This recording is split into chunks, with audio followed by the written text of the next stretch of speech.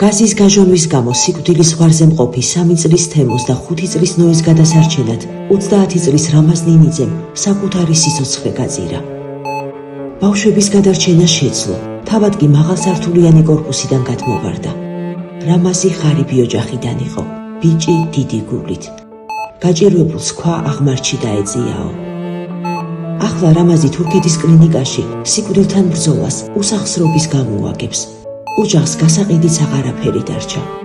სასწრაფოდ $20,000 საჭირო, რათა ეს ღვთისმიერი ბიჭი სიკვდილმა არ წაგვართვას.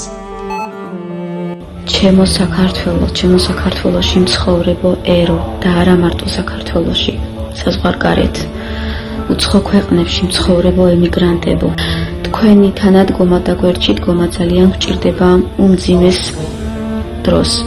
მე მჯერა არა გვივლით გვერდს და მიიტანთ ჩვენს ამ მდგომარეობას გულთან, მეიმედებით და მჯერა თქვენი გვერდში დგომის.